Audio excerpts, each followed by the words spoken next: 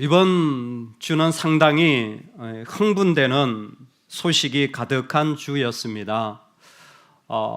지진의 아픔이 가득했던 터키 땅을 생각하면 여전히 참 아픔으로 기도할 수밖에 없는 일들이 진행되어지고 있는 것 같습니다. 동시에 미국 켄터키주 에즈베리 대학에서는 이번 주에 놀랄 만한 일이 일어났는데, 그 대학에서 그냥 평소에 드리는 채플, 수요일 예배를 드리는 예배가 끝나자 학생들이 다 돌아가는 것이 아니라 한 30여 명 정도가 남아서 기도하기 시작한 것입니다. 그런데 그 학생들이 기도하면서 또 다른 학생들이 와서 기도하고, 또 다른 학생들이 와서 기도하고, 또 다른 학생들이 와서 기도하는데, 이 기도, 찬양, 예배, 간증, 기도, 예배, 이와 같은 일들이 약 100시간 정도 끊임없이 그 대학 휴즈홀에서 일어난 것입니다.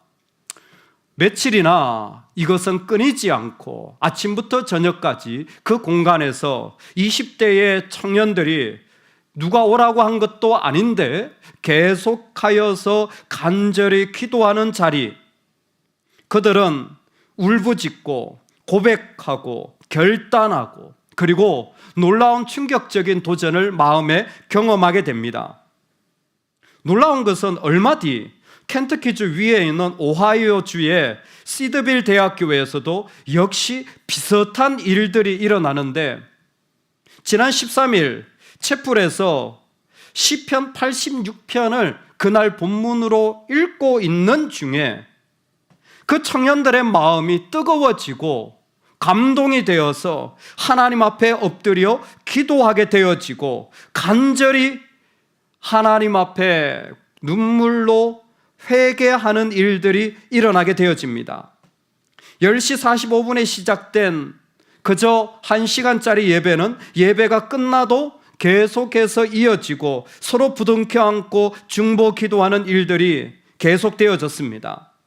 저녁 8시에도 예정에 없던 일이 일어났고, 밤이 10시가 되었는데도 학생들은 11시가 넘었는데도 찬양하며, 그 일은 그 다음날 14일, 그 다음날 15일에도 계속되어졌습니다. 대학교 총장이었던 토마스 화이트는 주님께서 학생들에게 놀라운 은혜를 부어주고 계시는 것을 보게 되었다라고 고백하고 있는 것입니다. 이와 같은 기도의 이야기는 오늘 예배를 드리는 우리 이 시간에도 계속 진행되고 있는 현상입니다. 누가 말하지 않았는데 모여서 기도하고, 그리고 교회에 돌아가서 복음을 전하고 서로 위로하고 하는 일들이 그 청년들 가운데 지금 일어나고 있는데, 과연 이게 얼마만큼 어떤 현상으로 일어날지 알지는 못하지만 많은 청년들이 엎드려 기도하는 놀라운 경험을 하고 있는 것입니다.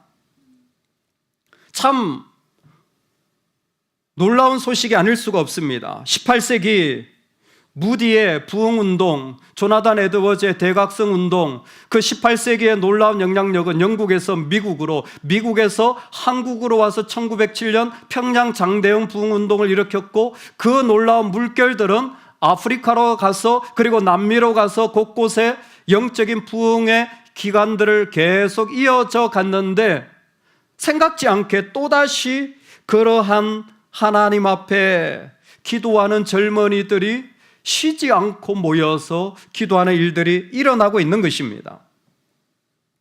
하나님은 지금도 역사하고 계십니다. 때로는 우리는 이와 같은 소식을 들을 때 하나님 역사하심에도 불구하고, 근데 왜 나는 이런 일이 안 일어나지? 왜 나는 잘 안 느껴지지? 옛날에 나도 한때는 뜨거웠는데 라는 마음을 가지기도 쉬운 것 같습니다. 하나님이 우리에게 주시는 첫 번째 꼭 알아야 될 것은, 여러분, 우리가 살아가는 시대를 구별하는 것입니다. 어떻게 구별하느냐? 이 시대와 오는 시대가 있습니다. 시대 구별을 할 줄 알아야 돼요. 이 시대와 오는 시대가 있어요. 어떤 시대가 있다고요? 이 시대와 오는 시대가 있어요. 이 시대는 악의 시대입니다. 오는 시대는 하나님 나라의 시대입니다. 시대를 딱 구별하고 그 시대에 어떤 특징이 있는지를 사도 바울은 분명히 알고 있는 사람이었습니다. 그리고 그는 사도로서 살아갑니다. 어떤 시대? 이 시대는 악의 시대예요. 악함이 공중 권세 잡은 자가 세상을 다스리는 시대입니다. 그래서 이 악이 활동하는 것을 오늘 말씀 가운데 보여줍니다. 여러분, 오늘 말씀은 계단을 3개 올라간다 생각하시면 좋겠어요. 이 3개의 계단을 정확하게 우리가 한 걸음씩만 올라가면 그 하나님이 주시려는 메시지의 분명한 의미를 이해할 수 있을 것 같습니다. 첫 번째 메시지, 두 번째 메시지는 연결되어져 있는 것 같습니다. 4절에 그 중에 이 세상의 신이, 악의 시대죠. 세상의 신이, 악이 믿지 아니하는 자들의 마음을 혼미하게 하여 그리스도의 영광의 복음의 광채가 비치지 못하게 함이니 그리스도는 하나님의 형상이니라. 아멘. 거기에 보면 세상의 신, 악이 사람들을 혼미하게 한다라고 했는데 첫 번째 걸음은 그게 아닙니다. 첫 번째 걸음은 누구를 혼미하게 하는지를 먼저 봐야 됩니다. 우리가 예수 그리스도를 믿고 살아간다고 할 때 먼저 어떤 계단이 있냐면 믿지 아니하는 자들의 마음을 혼미하게 하는 일들이 이 땅에 있다라는 거예요. 이 사람들이 사단의 방해를 받아서 믿지 못하는 게 아니라 사단이 안 건드렸어요. 그런데 믿지 않음이 있습니다. 이게 첫 번째예요. 여러분, 사단이 그냥 둡니다. 그런데 이미 그 안에는 믿음 없음이 있어요. 우리가 이걸 이해해야 합니다. 사람은 가만히 두면 믿지 않는 자로 세워지게 되어져요. 왜요? 죄가 그를 다스리기 때문에 그렇습니다. 사단이 가만두면 그냥 믿지 않는 자예요. 믿지 않는 자는 어떤 사람이냐? 하나님에 대하여 전혀 반응하지 않아요. 하나님에 대하여 전혀 그 마음으로 대답하지 않습니다.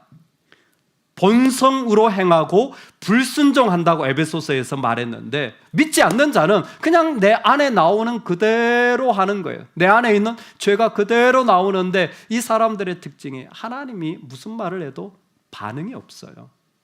아무 대답이 없습니다. 그 하나님을 향하여 어떤 관계도 맺어지지 않습니다. 여러분, 그래서 누군가와 하나님 이야기를 한번 나눠보세요. 하나님 이야기를 해보세요. 전혀 반응이 없는 사람이 있습니다. 모태신앙이라도 교회를 오래 다녀도 믿지 않는 분이구나. 입으로 믿는다고. 아니요. 우리 영혼은 거짓말하지 않습니다. 나하고 관계가 있으면요 반응이 돼요. 관계가 없으면 반응이 안 나와요. 나하고 관계가 없는데 하나님이 나하고 관계가 있는 사람은 반응이 있기 마련인데 우리도 신앙생활 할 때에 내가 예배를 드리잖아요. 내가 말씀을 듣잖아요. 내가 찬양을 하잖아요. 내 영혼의 반응이 안 일어나. 여러분, 그러면 사이렌을 울려야 됩니다. 내가 지금 심각하구나. 내가 믿지 않음의 자리에 사단이 방해하는 게 아니에요. 그냥 믿지 않는, 믿음 없는 불신자예요. 그냥 안 믿는 사람이에요. 아니, 교회 다니는데요. 얘 교회 안에도 양과 이리가 있다 그랬어요. 안 믿는 자가 있습니다. 근데 내 영혼이 반응이 없다면 그 사람은 1단계예요. 믿지 않음의 자리예요. 그 다음 2단계가 뭐냐면 사단이 방해하는 사람이에요. 사단이 방해하는 사람이에요. 사단이 뭘 방해합니까? 믿음을 방해하는 거 아닙니까? 아니요. 안 믿는 사람은 가만둬도 믿지 않으니까 방해할 필요가 없어요. 그냥 그대로 안 믿어요. 가만히 둬도 안 믿어요. 사단이 뭘 혼미케 하냐면 영광의 빛을 보는 것을 방해하는 게 2단계입니다. 믿는 사람에게는 빛이 있어서 하나님의 영광을 보게 돼요. 그 빛이 뭡니까? 바로 복음이 우리에게 빛이에요. 복음이, 예수 그리스도가 우리에게 들어오면 우리 안에 믿음 없음, 믿지 않음을 싹 밀어냅니다. 그것을 밀어내고 그 가운데 하나님에 대하여 알게 되어지는 일들이 계속 비춰져요. 계속 하나님에 대해 더 알아가게 돼요. 이건 마치 결혼 생활과 비슷하고 우정을 쌓는 것과 비슷하고 사람을 만나는 것과 비슷해요. 모든 인격적인 만남에는 관계 속에서 알아감이 있는데 예수 그리스도를 통하여 우리는 하나님을 더 알아가게 되고 더 알아가게 돼요. 놀랍게 사단은 그 하나님을 알아가는 빛을 방해하는 겁니다. 그래서 어쩌다가는 막 너무 좋아요. 그런데 어떨 때는 너무 힘들어. 왜? 사단이 나를 혼미하게 섞어서 흔들어 버리기 때문에 빛을 못 보게 했기 때문에 내 마음이 너무 어려운 거예요. 그때는 방해를 받고 있구나, 2단계의 상황에 있구나 구별하셔야 됩니다. 나 예전에 좋았는데 지금 왜 안 좋지? 사단이 방해하고 있는 거예요. 사단이 그 빛을 가로막고 그 빛으로 들어가지 못하도록 우리를 흔들어 버리기 때문입니다. 믿음 없음이 있습니다. 전혀 반응이 일어나지 않아요. 여러분, 하나님을 그 가운데 나눠보고 예수 그리스도를 소개해보면 이 1단계는 금방 구별이 되어집니다. 심지어 믿는 자들 중에도 구별이 되어져요. 근데 2단계가 있습니다. 이 사람 믿는 것 같은데 안 믿는 것 같은데, 그때는요 그런 문제가 아닙니다. 진짜 영혼의 방해를 받고 있는 거예요. 사단이 그 빛을 가리고 있는 겁니다. 근데 사도 바울이 말하고 싶은 건 1단계, 2단계가 아니에요. 3단계입니다. 사도 바울이 진짜 얘기하고 싶은 건 3단계예요. 그게 뭐냐면 우리에게 예수 그리스도가 주 되신다는 사실입니다. 우리 삶에 예수 그리스도가 주 되셔서 역사하신다라는 겁니다. 여러분, 이 마음이 우리 삶에 선포되기를 간절히 소망합니다. 예수의 사람, 믿음의 사람들은 그 빛을 볼 뿐만 아니라 어머, 하나님 계신 것 같아 알아갈 뿐만이 아니라 궁극적으로 그들이 서는 마지막 자리가 어디냐면 예수 그리스도가 주이심을 마음으로 온전히 고백하는 자들이에요. 우리 같이 한번 말씀을 읽겠습니다. 5절인데요 우리 같이 한번 읽겠습니다. 우리는 우리를 전파하는 것이 아니라 오직 그리스도 예수의 주 되신 것과 또 예수를 위하여 우리가 너희의 종된 것을 전파함이라. 아멘. 여러분, 어떤 사람에게서 어떤 이야기가 나오고 어떤 말이 나오는 것은 그 사람에게 어떤 이야기가 들어갔기 때문입니다. 여러분, 나쁜 소식을 들으면요 나쁜 이야기가 나올 수밖에 없어요. 좋은 소식을 들으면 좋은 이야기가 나올 수밖에 없습니다. 그런데 공교롭게도 어떤 사람은 bad 뉴스를 계속 말하고 어떤 사람은 good 뉴스를 말하는 거예요. 여러분 어떠십니까? 무슨 이야기가 많이 나오세요? 최근에 유튜브 영상을 하나 봤는데 요즘 우리나라 대세가 저는 오은영 신이라고 생각합니다. 그분은 박사를 뛰어넘어 이미 신의 수준이에요.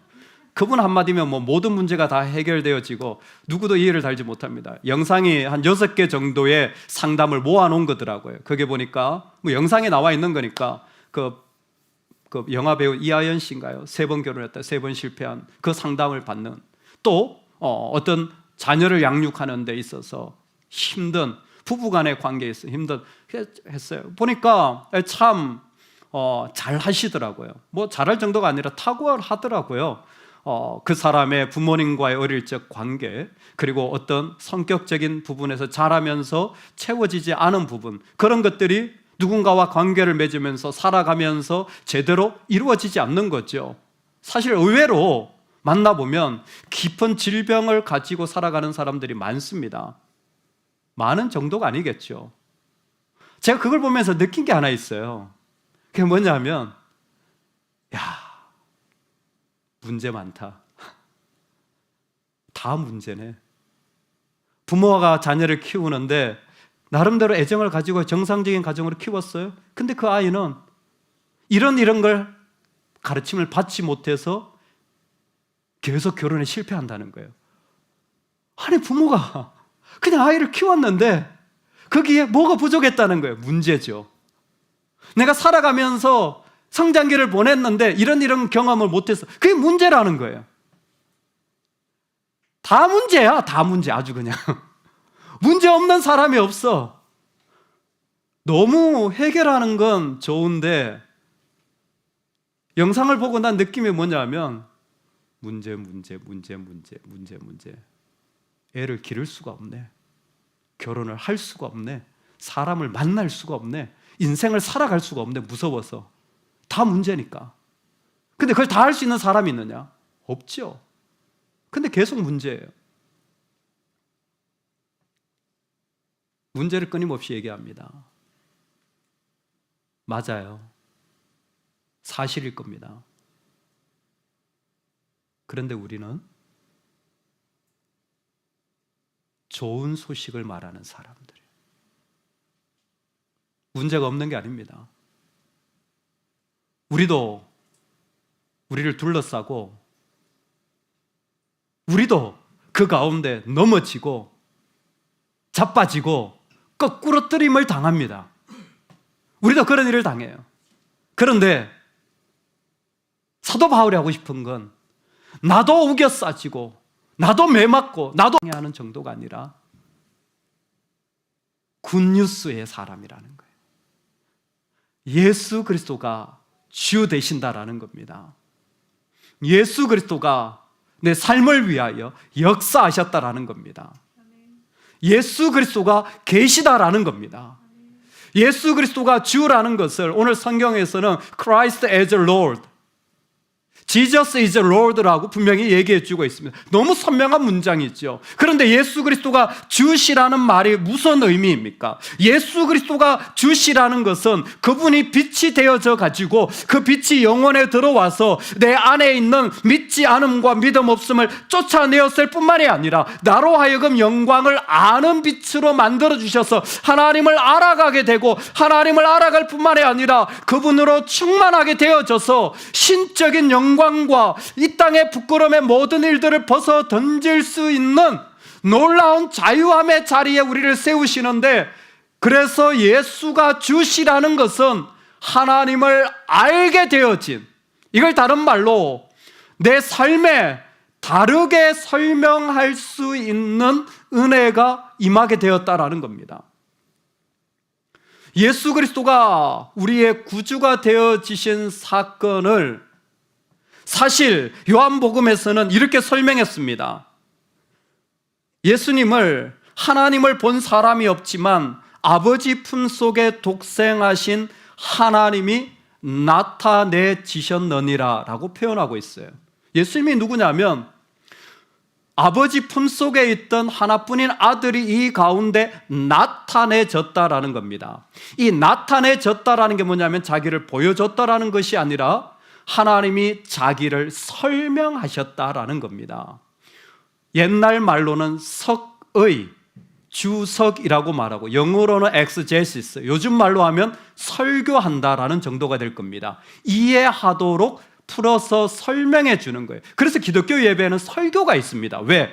예수 그리스도를 나타내지도록 하기 위한 거예요. 근데 이 기원이 예수님 본인이 하나님을 나타내 보여주는 것이었습니다. 그래서 예수 그리스도를 나의 주로 모시는 사람들에게는 어떤 일이 나냐면 하나님의 설명이 그 가운데 담겨진 거예요. 당연하게 하나님의 설명이 담겨진 거예요. 문제가 있어요. 우겨쌈을 당해요. 그런데 예수 그리스도를 통하여 다른 설명이 가능해진 거예요. 다른 이유가 그 가운데 있어지게 된 겁니다. 내가 보기에는 이게 해결돼야 될 것 같지만 아니요, 하나님 말씀하십니다. 예수 그리스도가 주이실 때 네가 원하는 해결 방식이 아니라 그 속에 나의 또 다른 길과 나의 또 다른 역사와 나의 또 다른 방식이 있다. 여러분, 우리보다 하나님이 크셔서, 아니 하나님 온 세상의 하나님이셔서 우리의 삶을 이끌고 나가실 때 주 되심으로 말미암아 그분의 계획과 이유들을 우리 삶 속에서 품고 가시는 분이거든요. 그래서 예수님의 주 되신 분들의 삶의 특징이 뭡니까? 내 삶이 예수님으로 설명하기 시작하는, 예수님을 믿어봐요. 정말 좋아요. 그분이 다르게 할 겁니다. 그분이 그 가운데 분명히 새롭게 하실 겁니다. 우리는 그 좋은 소식을 전할 수밖에 없는 삶의 자리를 살아가는 거예요. 이야기를 바울은 그냥 입으로만 하는 게 아니라 자기 예를 들어서 설명합니다. 어떻게? 12절에 그런즉 사망은 우리 안에서 역사하고 생명은 너희 안에서 역사하느니라. 너무 설명한 말. 나는 지금 사역하느라고 내 안에 죽을 지경이고 너희 고린도 교회 너희 안에는 생명이 역사한다라는 단순한 본문의 배경일 것입니다. 근데 이 말을 줄이면 나는 죽는데 너희는 사네? 뭐 이 정도 될 겁니다. 나는 죽도록 고생하는데, 나는 죽도록 힘든데 너희는 좋고 즐기네? 뭐 이 정도가 될 거죠. 약간 좀 반대로 보자면. 그런데 이 말의 의미는 분명합니다. 나는 죽어요. 근데 너희는 살아요. 이게 지금 내 안에 일어나고 있다는 겁니다. 내가 죽는 건 당연히 나도 우겨쌈을 당하고 매 맞고 그리고 핍박을 당하고 사람들이 나를 모함하고 그리고 다 경제적으로 파손되어지고 이와 같은 일들을 내가 당하고 있어요. 그런데 사도 바울에게 일어난 일이 무엇이냐면 이 사망이 있는데 이 사망을 내가 주 대신 예수 그리스도를 믿고 나서 단순히 사망으로 남아있는 것이 아니라 이 사망을 예수님이 생명으로 교환해 주시더라는 거예요. 교체해 주시더라는 거예요. 나한테 상처가 있어요. 근데 이 상처를 예수님을 내 안에 고백하고 주님으로 고백하자 이것이 생명으로 오히려 바꿔 주시더라는 거예요. 이게 사도 바울의 고백인 겁니다. 이걸 조금 더 구체적으로 말씀을 드리면 나는 죽어요. 그런데 내가 하나님께 속해 있자 하나님이 나를 위로해 주시고 그 힘이 나한테 채워지자 내가 누군가를 위로했더니 그 사람들이 힘을 얻게 되어 지난 일들이 일어나게 된 겁니다. 이것을 고린도후서 1장 4절에서는 이렇게 얘기했습니다. 우리의 모든 환난 중에서 우리를 위로하사 우리로 하여금 하나님께 받는 위로로서 모든 환난 중에서 있는 자들을 능히 위로하게 하신다. 나도 이와 같은 문제가 있지만 그리스도인의 목표는 문제 해결이 아니라 하나님의 영광인 겁니다. 문제를 끝없이 해결하는 인생도 있어요. 그러니까 계속 문제를 말해야 되죠. 그런데 예수가 주 되시 그때부터 문제는 끝없어요. 계속 일어나 평생 문제예요. 왜? 죄의 세상이고 믿지 않음의 세상이 1단계와 2단계 있었기 때문에 이건 끊이지 않습니다. 그런데 예수 그리스도가 오시자 이 모든 것을 교환하시는 거예요. 뭐로? 생명의 일들로 바꿔 주시는 거예요. 나는 분명히 어렵고 힘들고 아픈데 그런데 그 속에서 하나님이 나에게 빛을 비춰주시는 거예요. 나한테 은혜를 부어주시는 거예요. 이스라엘 백성들은 모세 율법 아래서도 몰랐던 게 은혜를 몰랐어요. 하나님이 얼마나 좋으신지를 몰랐어요. 하나님이 얼마나 나를 사랑하시는지를 몰랐어요. 그것만 있으면 충분한데 할렐루야. 그것만 있으면 충분한데 그걸 몰랐어요. 그래서 요한복음이 시작할 때 예수 그리스도라는 이름이 제일 먼저 등장하는 게 사실은 언제냐면 모세 아래 있는 자들은 율법으로 말미암아 어둠 가운데 있었지만 예수 그리스도의 자녀들은 은혜 아래 있게 되었다라는 거예요. 왜? 예수님이 나에 주실 때 내 안에 말할 수 없는 위로와 사랑, 그 하나님의 좋으심을 부어주시는 거예요. 예수 그리스도가 건져주시죠. 하나님 너무 좋으신 거예요. 그러자 이 문제의 일들이 내 안에 위로와 생명이 되었어요. 그 놀라운 자리들을 살아가게 되므로 내가 이 땅에서 잠시 그걸 나누었는데 이 사람들은 일어나는 거예요. 막 살아나는 거예요. 주님이 얼마나 좋으신지를 조금 말해줬을 뿐인데 이 과정을 사도 바울은 우리로 시청각적으로 분명하게 말해요. 하나님은 보배를 질그릇에 담으시는, 질그릇은 진흙으로 만든 토기를 말하는 겁니다. 진흙으로 만든 단지를 말하는 거예요. 하나님은 보배를 질그릇에 담으시는 분이라는 거예요. 너무 귀하고 소중하고 아름다운 것을 깨어지고 값없고 형편없고 볼품없고 싸구려고 누구도 가지지 않으려고 하는 그 진흙덩이 같은 그릇에 담으신다라는 것입니다. 하나님은 진흙이 깨어질 걸 아셨습니다. 그럼에도 불구하고 질그릇에 담으시는 이유가 무엇이냐면 이 질그릇을 하나님의 도구로 삼으시기 위해서. 어떤 도구?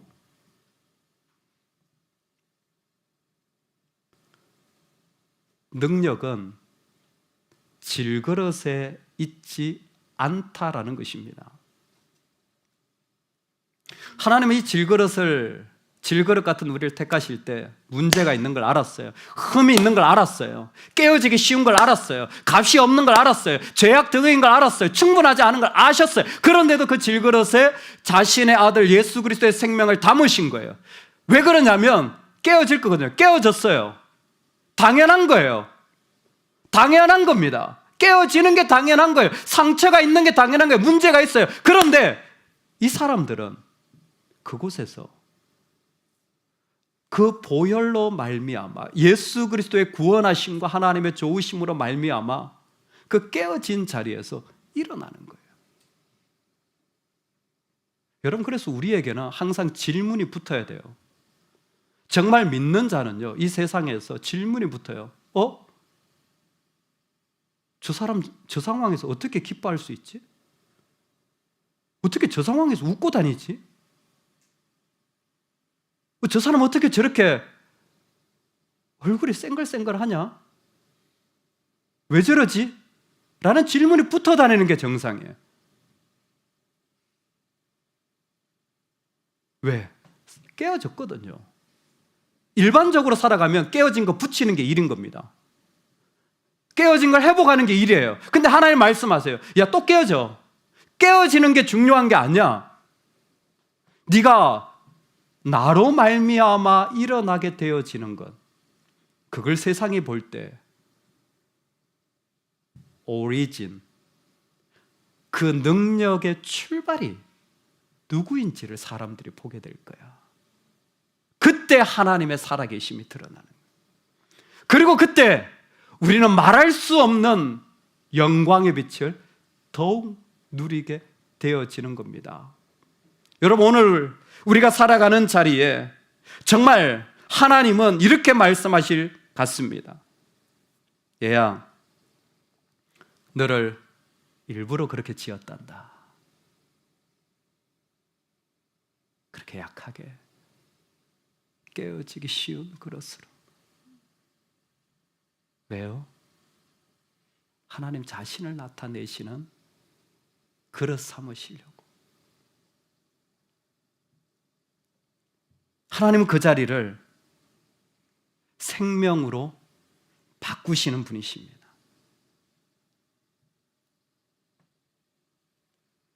에즈베르 대학에 예배를 드리고 나서 30명 기도했던 그 기도의 자리가 학생들이 1000명이 모여서 기도하기 시작하고 기도하고 있답니다. 제가 살펴보니까 에즈베르 대학 총 재적 학생이 1720명이에요. 그 중에 운동부가 있을 것이고, 그 중에 연구하고 뭐 어디 떠난 애들이 있을 거예요. 그 중에 학교가 다 나오는 건 아니니까. 그 얘기는 뭐냐면 거의 대부분의 아이들이 지금 그 자리에 모여서 기도하고 있다는 거예요. 제가 2006년도에 보스턴을 떠났는데 저희 고든 코넬의 팀 테넌트라고 닥터 테넌트가 선교학 교수셨어요. 근데 2009년도에 에즈베르 대학에 있는 신학교 총장으로 부름받아서 그 학교 총장으로 갔습니다. 그래서 닥터 테넌트는 제가 알고 있어서 에즈베르 대학 소식이 또 이렇게 들으면서 제가 그 분의 블로그를 찾아서 읽어봤더니 그분이 그 100시간 기도하는데 다 참석을 하신 거예요. 당연히 선교학 교수이실 뿐만 아니라 믿음에 정말 뜨거운 분이거든요. 방학이면 곳곳에 다니면서 선교에 다니는 복음 전하고 학생들을 모아가지고 그룹핑하면서 기도해라. 정말 뜨거운 분이에요. 100시간 모든 순서를 다 참석하고, 그리고 거기에 있는 학생들의 상황과 같이 기도하고, 정말 하나님 놀라운 일들을 그 마음에 뜨거움을 주시는 걸 보면서 자신도 뜨거워지고. 그런데 그분이 두 가지를 보고를 하더라고요. 하나는 자신이 총장으로서 1000명의 학생들, 거의 대부분의 학생들이 참석한 거죠. 그런데 학생들이 들어야 할 수업을 하나도 취소하지 않았다는 겁니다. 일부러. 아니, 학생들이 다 기도하러 간? 아니요. 기도하다가도 수업 시간에는 수업 듣고 와라. 학교 교수님들과 협의해서 일부러 그렇게 했다는 거예요. 왜? 영적인 뜨거움의 경험은 삶의 새로운 패턴으로 그를 바꿔야 되는데, 리더로서 학생들의 뜨거움을 같이 할 뿐만이 아니라 그 순간에 그들이 삶을 섬기는 자로 여전히 걸어가도록 하기 위한, 놀랍게 수업을 하나도 취소하지 않았는데 그 일이 계속 수업받고 애들이 오고 숙제하고 와서 기도하고, 학교에 다니면서 교실에 복도에서 하는 얘기를 틈틈이 듣는데 애들이 막 마음이 새로워진 거예요. 스스로 말하지 않았는데 그 안에서 말이죠, 뛰쳐나가서 죄를 고백하고 내가 살았던 지난날의 과거를 고백하고 그리스도로 씻어져서 자유함을 누리고, 그런 일들이 그 안에 막 일어나고, 그냥 모이면 그와 같은 하나님의 역사하심과 이야기들을 막 나누는 걸 듣고 있는 거예요. 그래도 학교는 앞으로도 여전히 학사 일정을 그대로 해나갈 거라는 겁니다. 또 하나 그분의 고백이, 그러면서 사람들은 이거를 조심스럽게 리바이벌, 부흥이라고 말하지만 자신은 이것을 awakening, 깨움이라고 말하고 싶다. 잠자고 있는 자들의 그 믿음의 영혼의 마음에 하나님 찾아오셔서 하나님 살아계신 것을 이와 같은 자리를 통하여 두드리신다라는 거죠. 이것이 삶의 패턴을 바꾸고 자기의 어두웠던 과거를 바꾸기, 그 자리까지 일어나서 완전히 새롭게 살아난다. 그건 부흥이다. 그러나 지금은 awakening의 단계다. 여러분, 오늘 Jesus is the Lord, 예수가 주시라는 이 말과 동의어가 있습니다. 놀랍죠? 예수가 주시라는 말을 누가 모릅니까? 그런데 정말 그 소식으로 말미암아 인생의 자유함을 얻고 그 좋은 소식으로 말미암아 어떤 어둠 깨어짐도 기꺼이 생명의 기회가 되어지는 사람들이 있어요. 어떤 사람들? I'm your servant라고 말하는 사람들. 나는 당신의 종입니다. 예수가 주가 되시면 일어나는 일이 뭔 줄 아세요? 내 안에 있는 모든 조건이 다 무너지는 거예요. 내 안에 있는 모든 조건이 다 무너지는 거예요. 그래서 나는 전파하는데 예수 그리스도의 주 되심과 내가 너희의 종된 것을 전파하노라. 이 두 가지를 동시에 전파하는 거예요. 극한의 놀라운 환상적인 은혜의 경험, 그것도 필요합니다. 동시에 내 삶의 주님으로 말미암아 모든 조건과 상황에서 자유케 되어지는 그 삶의 종된 모습이 같은 거라는 거예요. 그 예수가 주 되심으로 말미암아 이루어지는 자리까지 우리 하나님은 역사하고 계시다라는 겁니다. 저와 여러분이 살아가는 삶에 내가 가지고 있는 어떤 이유들도 주님으로부터 다 지워지는 은혜가 있기를 소망합니다. 그래서 깨어지는 그릇이에요. 여전히 억눌렸어요. 붙잡혔어요. 그게 제한되어져 있어요. 그럼에도 불구하고 그 속에서 나의 주, 나에게 빛이 되셔서 나를 새롭게 하시는 주님으로 그 자리를 살아가는 하나님의 백성, 그 굿뉴스를 하나님이 나를 얼마나 새롭게 하시고 하나님이 얼마나 내 마음을 바꾸시고 하나님이 얼마나 나를 자유케 하시는지, 아니 그 문제보다도 훨씬 크신 하나님이 얼마나 날 자유케 하시는지를 전하는 굿뉴스의 사람들이 되시기를 간절히 축원합니다. 아멘, 아멘.